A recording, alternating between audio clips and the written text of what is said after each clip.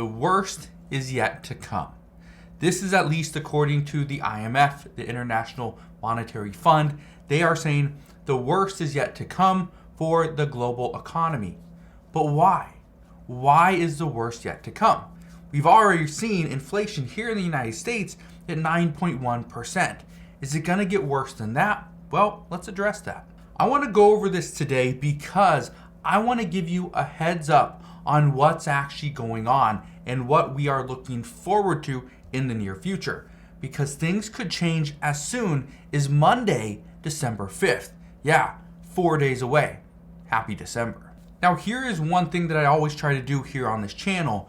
I will give you the good news and the bad news no matter what. I just give you the news. That's what I try to do here. So if you appreciate that, do me a favor, go ahead, takes just 2 seconds, go ahead, hit that like button, and also consider hitting that subscribe button so you never miss an update. But let's get into this video. So why are they saying that the worst is yet to come? Well, the IMF, do they know something that we don't know? Here's the truth. The IMF doesn't know things that we don't know, but what is happening is here in the US, okay, in the United States and in Canada as well, we are being buried in other news. We're being buried with Black Friday sales. We're being buried with Cyber Week deals. That's what's happening. The consumers are being shown other things, not the important facts. Here's one of the facts. What I've told you before is credit card debt is surging. Here in the US, as of November 2nd, 2022, credit card debt reached an all-time high. That's crazy considering the American people are spending more of their money to pay down debt, but not credit card debt. They're paying down auto loans. They're also paying down house payments, but not credit card debts. Again, this is a major problem. Also, our personal savings rate has reached an almost all-time low. It's just 3.1%. So even though inflation is dropping, it's not dropping fast enough. And now we have a potential catalyst coming up in just 4 days that could actually push inflation up a little bit higher. And over the past few days, I've talked about multiple catalysts that are coming up in the near future. Some of those will push inflation down, others will push inflation back up. Again, not the greatest news, but I'm here to give you the news. Not always just the best things. Now, I talked about a possible upcoming railroad strike. This is still something that is possible. Yesterday, the House of Representatives, they passed a bill that would avert a railroad strike. They also passed another bill that is going to give railroad workers 7 days of paid sick leave compared to just the one that the railroads are agreeing to give them. However, we haven't seen anything get done in the Senate. And the House and the Senate and the President all have to agree on the exact same bill. In addition to that, I also mentioned what OPEC is planning to do this weekend. On Sunday, OPEC is going to have a meeting. They're going to discuss the possibility of an upcoming output cut, okay, production cut on oil. If this happens, guess what? Prices go back up. But this has nothing to do with what is going to happen on Monday. On Monday, there's a very, very big thing that's going to happen. And this was actually pretty much done back in June of 2022. But it all takes effect in just 4 days. On Monday, December 25th, that is Christmas. On Monday, December 5th, that's in 4 days, 27 countries from the European Union have agreed to ban the purchase of Russian crude oil. That's something that they agreed to back in June. Well, but instead of banning all Russian crude oil, which would ultimately hurt the supply levels around the world, what they have agreed to do is instead of banning Russian oil altogether, they're going to put a price cap on it. Now, here's what's being discussed. The price cap would be $62 per barrel.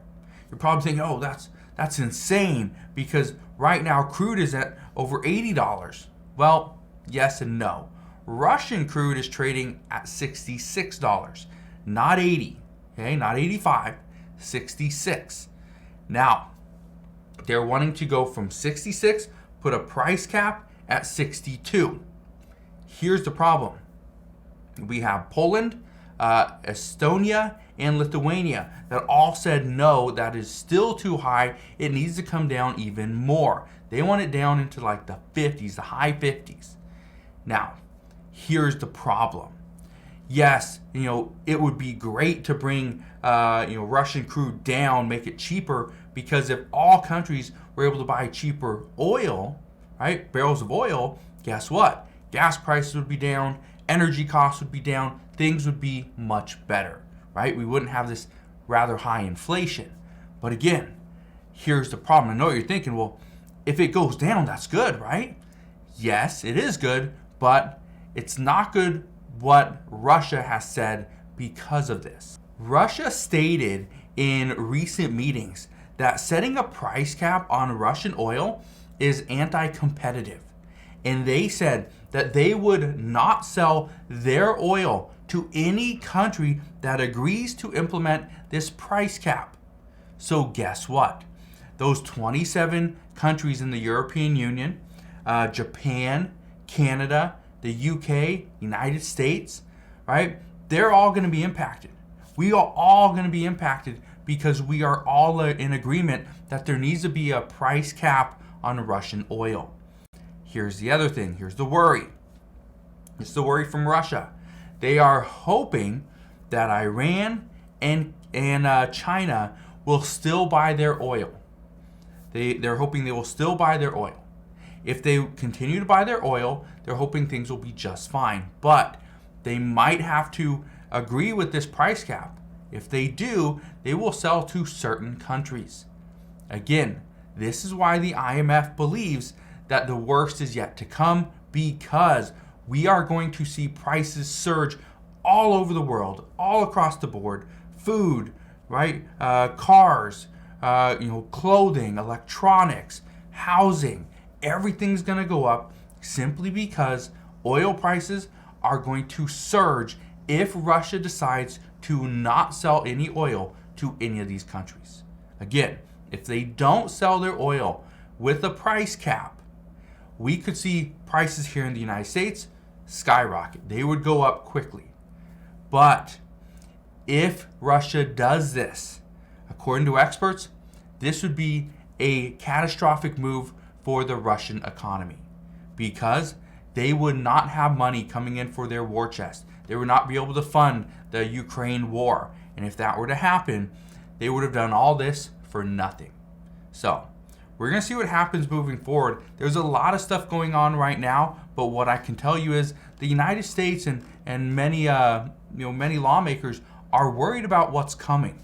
This is also why we're getting multiple discussions, here and there about ways to bring down costs, because according to experts, they're anticipating costs are going to surge starting in 2023. Now, why is this? Well, here's the last thing I just want to tell you.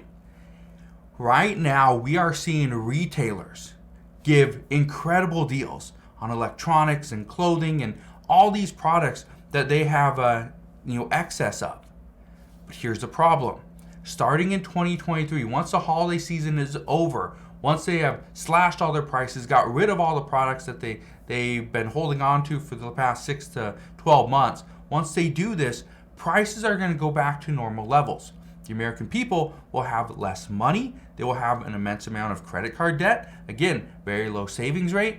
And this could turn into a major problem if at the same time we see gas prices and energy costs go back up. And again, if we do go into a railroad strike, this is going to cause additional upward pressure on inflation.